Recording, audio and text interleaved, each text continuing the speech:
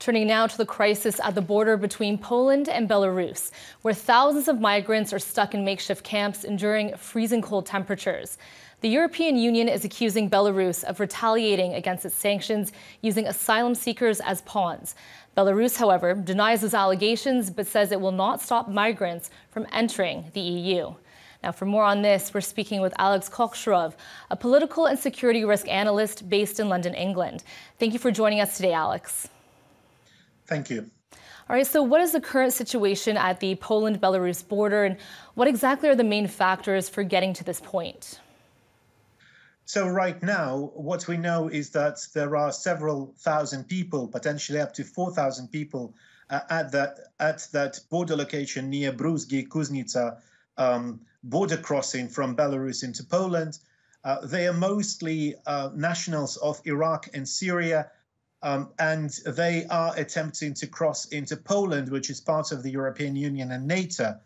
Poland deployed police and military forces to the border in order to prevent them from crossing the border outside the regular crossing points, the border checkpoints. So we're seeing this standoff taking place there. The whole migration crisis on the borders between Belarus and the EU began back in June, after a new round of sanctions was introduced by the EU against Belarusian administration of Alexander Lukashenko. And this is fundamentally retaliatory measures from Minsk in order to punish Poland, Lithuania, and Latvia, who are not just the proponents of these sanctions, but they are also actively supporting Belarusian opposition groups in the media, many of whom are now based in Poland and in Lithuania after exile from Minsk. Now, Alex, one of the latest developments is that Russia has sent 2 strategic bomber planes to help patrol Belarus's border. So what do you make of that move? Well, Russia is clearly demonstrating that it is on the side of its political, military and economic ally, Belarus. But this is not really surprising. Belarus and Russia have been part of the military alliance since the 1990s. So they regularly hold joint military exercises, and Russian aircraft often fly into Belarus for patrols.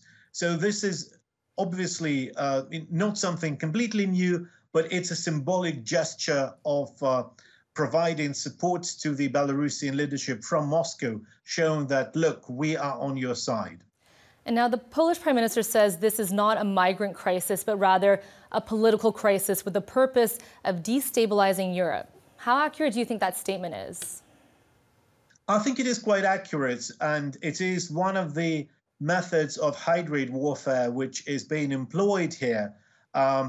These migrants, they fly into Belarus after acquiring Belarusian visas, because citizens of most Middle Eastern countries need visas to enter Belarus, and they do it via Belarusian state-owned companies.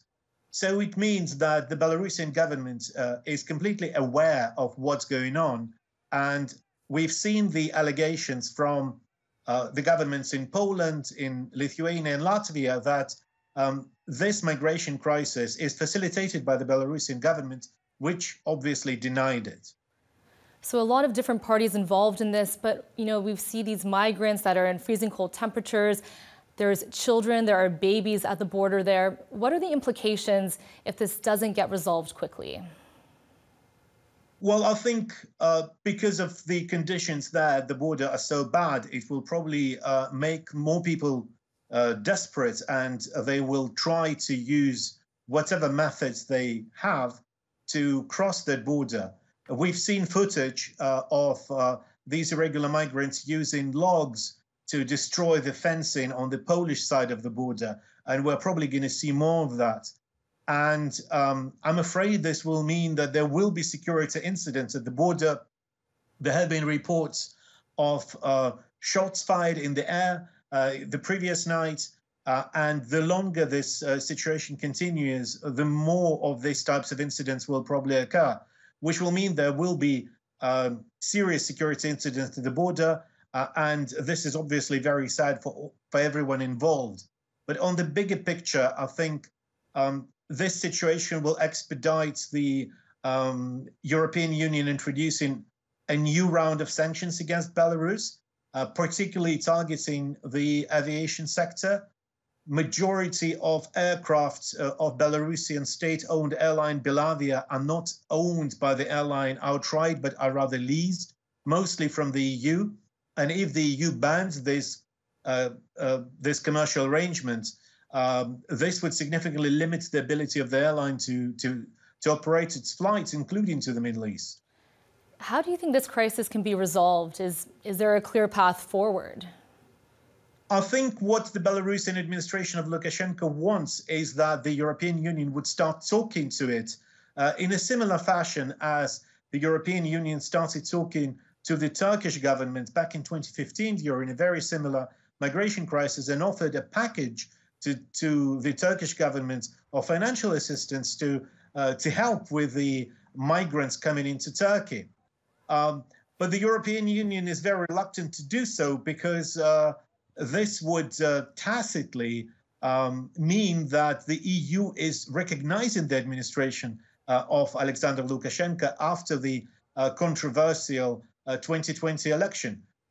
After that election results were announced, the EU and individual EU member states, as well as Canada and US and UK, they said they were not recognizing the outcome of the election, and they did not perceive that President Lukashenko was a legitimate president. So from their perspective, he is no longer a legitimate ruler of the country. So what Lukashenko is trying to do, he's trying to force the EU and other Western states to talk to him. And they are really reluctant to do that. All right, well, this is a story we'll be keeping a very close eye on. Thank you so much for your insight today, Alex. Thank you.